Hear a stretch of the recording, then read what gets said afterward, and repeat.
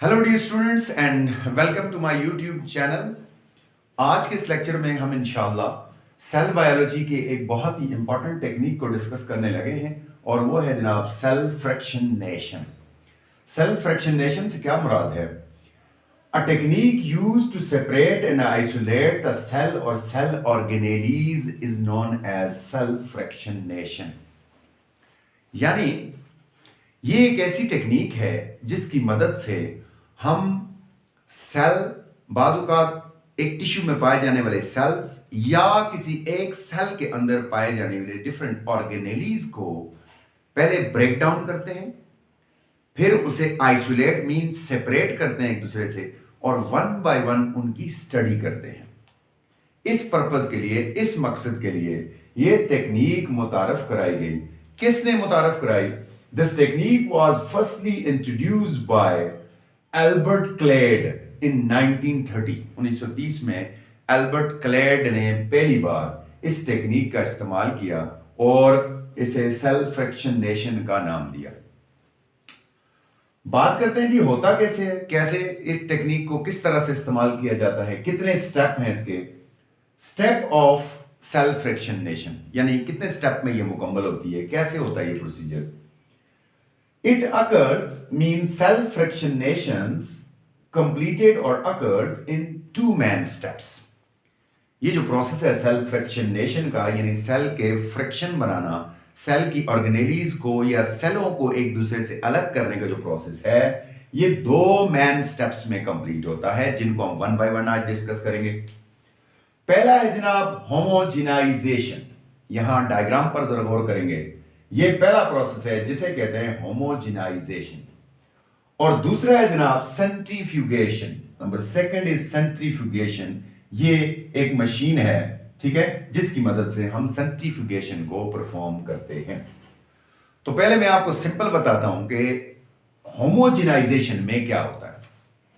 हमें जो भी डिजायर्ड टिश्यू या सेल जिनको हमने फ्रैक्शनेट करना होता है उनकी यानी कि हमने पार्ट्स को अलग करना होता है या सेलों को अलग करना होता है, उन्हें हम एक टेस्ट ट्यूब में से सैंपल के तौर पर ले लेते हैं। जैसे हमारे पास उस टेस्ट ट्यूब के अंदर टिश्यूज हैं या सेल हैं, कोई भी चीज हमने इसके अंदर डाली हुई है, उसके बाद हम इसको शिफ्ट करते हैं एक मशीन के अंदर और उस मशीन का नाम है होमोजेनाइजर। क्या नाम है जी? होमोजेनाइजर एक मशीन है, यहां मैंने लिखा हुआ है। होमोजेनाइजर के अंदर हम उसे शिफ्ट करते हैं और फिर उसे जैसे जूसर मशीन में हम पानी के साथ कुछ सॉलिड चीजों को अगर डाल के उसे घुमाते हैं तो वो उसका जूस निकाल देती है, उसकी चटनी बना देती है, ठीक है जी, उसको बारीक हिस्सों में काट देती है। एग्जैक्ट इसके अंदर कुछ खास लिक्विड के साथ हम इन टिश्यूज और सेल को डालकर मुख्तलिफ स्पीड्स के ऊपर इसको होमोजेनाइजर को चलाते हैं तो होमोजेनाइजर इसको ग्राइंड करके एक मिक्सचर तैयार कर लेता है और उस मिक्सचर का नाम है होमोजिनेट।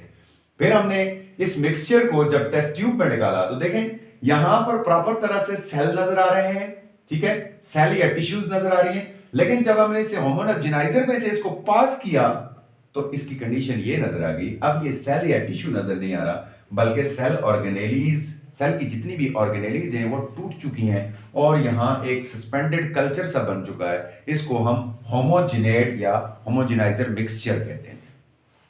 अब यहां तक जो प्रोसेस है वो कंप्लीट हो गया होमोजेनाइजेशन का, यानी यहां मैंने लिखा है to break the cell and cell organelles for making a homogeneous mixture is called homogenization. In this step, first of all, the cell and cell organelles are placed in a machine called homogenizer. The homogenizer grind it in a liquid medium and convert into a homogeneous mixture, which is known as a homogeneous mixture, which is known as a homogenate. तो homogenate तक बात हमारी complete हो गई। आगे चलते हैं जनाब। इसके बाद the next process is involved, that is centrifugation. What is centrifugation? अब इस मिक्सचर को हमने इस टेस्ट ट्यूब में से एक मशीन पर शिफ्ट किया दूसरी मशीन पर, उसका नाम है सेंट्रीफ्यूग मशीन। और सेंट्रीफ्यूग मशीन के अंदर इस तरह से दो टेस्ट ट्यूब होती हैं। आजकल मॉडर्न तरीके से सेंट्रीफ्यूग मशीन आ गई, उनमें ये टेस्ट ट्यूब इस्तेमाल नहीं होती, बल्कि डायरेक्टली हम उसमें जो है वो सेंट्रीफ्यूगेशन कर सकते हैं। आर्टिफिशियल ऑटोमेटिक होती हैं, बिजली के जरिए चलती हैं, मॉडर्न मशीनें आ गई।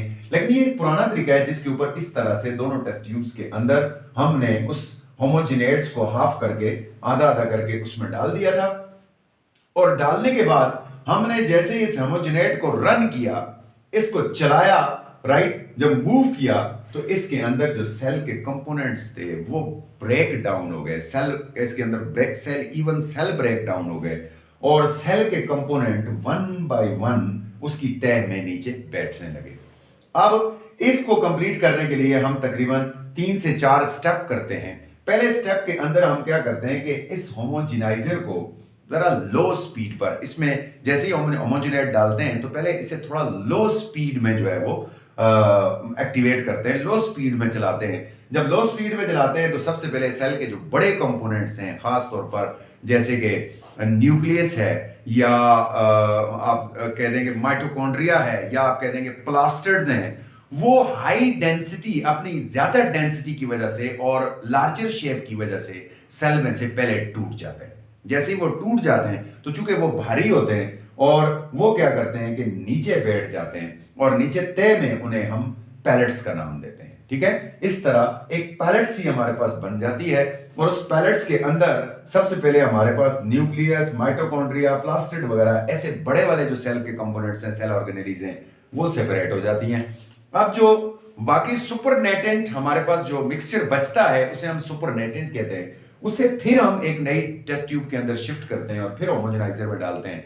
दूसरा स्टेप शुरू हो जाता है, और दूसरे स्टेप के अंदर हम क्या करते हैं कि इस होमोजेनाइजर को थोड़ी मीडियम स्पीड में चलाते हैं। जब हम मीडियम स्पीड में चलाते हैं तो उससे हमें क्या होता है कि जब हम इसको मीडियम स्पीड में चलाते हैं तो जो मीडियम पार्टिकल्स हैं, जैसे कि एंडोप्लाज्मिक रेटिकुलम है, लाइसोसोम्स वगैरह हैं, अब ये जो मीडियम पार्टिकल्स हैं ना, माइटोकॉन्ड्रिया भी कभी कभार मीडियम होते हैं, कभी लार्जर होते हैं, ठीक है, ये भी टूट जाते हैं, और टूट कर ये भी नीचे प्लेट 2 में आकर जमा होना शुरू हो जाते हैं। इनको हम फिर अलग कर जाते हैं और फिर उस मटेरियल को अगेन शिफ्ट करते हैं नई टेस्ट ट्यूब्स के अंदर, और उन नई टेस्ट ट्यूब के अंदर उन्हें अब हम फास्ट स्पीड से जब घुमाते हैं, फास्ट स्पिनिंग जब हम करते हैं, तो डेंसिटी की वजह से छोटे जो पार्टिकल्स होते हैं, जैसे लाइसोसोम्स, ब्रिक्सोसोम्स और राइबोसोम्स, इवन साइटोस्केलेटन, सारा कुछ टूट जाता है, और ये टूट कर फिर अलग से सेडिमेंटेशन में बैठ जाता है। और एक इंस्ट्रूमेंट हम इस्तेमाल करते हैं, उसे कहते हैं माइक्रोपिपेट। उस माइक्रोपिपेट की मदद से हम इस प्लेट जो है उसको, प्लेट 3 को भी उसमें से अलग कर लेते हैं, और अलग करके हम अलग अलग जो है माइक्रोस्कोप्स पर उसे शिफ्ट करते हैं, फिर उसकी स्टडी करते हैं। और ये प्रोसेस हमारे लिए इंतहाई आसान और बड़ा यूजफुल प्रोसेस है, जिससे कि साइंटिस्ट या सेल बायोलॉजी के अंदर लोग जो हैं वो बड़ा इजीली सेल के कंपोनेंट्स को अलग कर सकते हैं। अब याद रखिएगा कि हम उस वक्त तक इस होमोजेनेट्स को, जो हमारे पास होमोजेनाइजर पे हमने इस सेंट्रीफ्यूग मशीन पे हमने शिफ्ट किया है, उस वक्त तक उसे स्पिन करते रहते हैं जब तक कि सारे कंपोनेंट्स टूटकर अलग ना हो जाएं, और जब सारे कंपोनेंट अलग हो जाते हैं तो हम उन्हें अलग अलग सेपरेट जगह में रख लेते हैं। भाई इंपॉर्टेंस क्या है इसकी?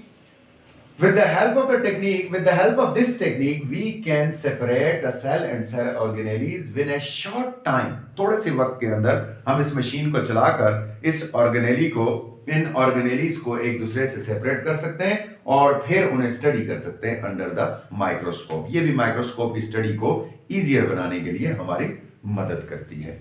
तो ये तो शॉर्ट सा था आज का लेक्चर, ठीक है जी, जिसके अंदर हमने सेल फ्रैक्शनेशन को स्टडी किया, उसकी मुख्तलिफ टेक्निक्स को देखा, और उसके जो है वो इंपॉर्टेंस को भी देख लिया। अब as usual at the end of the lecture we are going to discuss a few NMDCAT questions, MCQ question, जो कि possibly इस टॉपिक में से NMDCAT में आए हैं या आ सकते हैं, तो उनको डिस्कस करते हैं जनाब। सबसे पहला क्वेश्चन है कि centrifuge machine work on the principle of what, यानी सेंट्रीफ्यूग जो मशीन है वो किस प्रिंसिपल पर काम करती है।